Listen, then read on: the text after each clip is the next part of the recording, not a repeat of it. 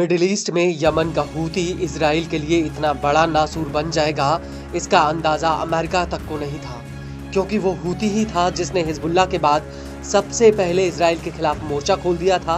पहले तो हूती ने शुरुआती तौर पर लाल सागर और अदन की खाड़ी में इजराइल और अमेरिकी जहाज़ों पर हमले किए, लेकिन धीरे धीरे हूती ने ईरानी हथियारों के दम पर सीधे इजराइल पर हमले शुरू कर दिए और आज के समय में हूती लगातार तेल अवीव में मिसाइल और ड्रोन हमले कर रहा है।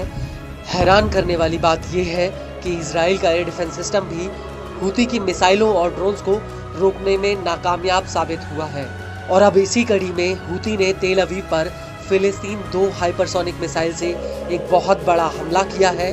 हूती के मुताबिक उसने तेल अवीव पर हमले में एक अहम टारगेट को निशाना बनाया और उसकी ये मिसाइल इस टारगेट पर सटीक जाकर लगी।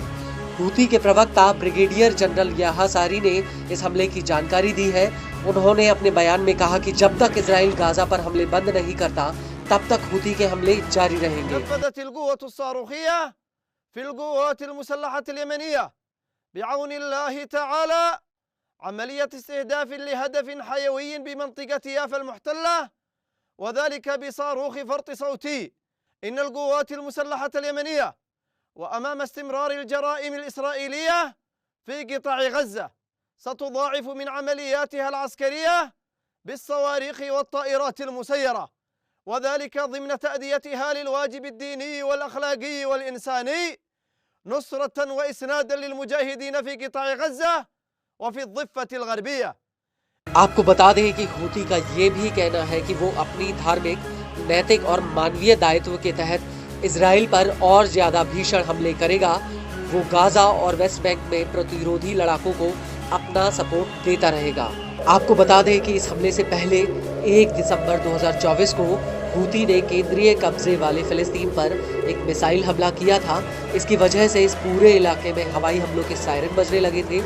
लेबनानी न्यूज़ एजेंसी अल मायादीन के मुताबिक कब्जे वाले फिलिस्तीन और अल-लिद, रमलेह, रेहवोन और बेइर शेमेश में हवाई हमलों का अलर्ट तक जारी किया गया था। इस हमले को लेकर इजरायली आर्मी रेडियो का कहना है कि इस अटैक में 4 सेटलर्स घायल हुए हैं, क्योंकि जैसे ही हवाई हमलों के सायरन बजे तो ये सभी बम शेल्टरों की तरफ भागे और इसी दौरान ये सेटलर्स इस हमले की चपेट में आ गए।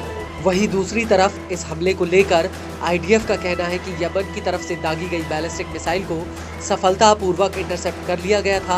आईडीएफ के मुताबिक इस मिसाइल को एरो डिफेंस सिस्टम ने हवा में ही काफी ऊंचाई पर मार गिराया था। इस सबके बीच आपको ये भी बता दें कि इजराइल ने हूती पर 2 बार हमला किया है। हालांकि हिजबुल्लाह के साथ युद्ध विराम के बावजूद हूती के नेता अब्दुल मलिक अल हूती ने ऐलान किया है कि हूती इजराइल पर हमले जारी रखेगा।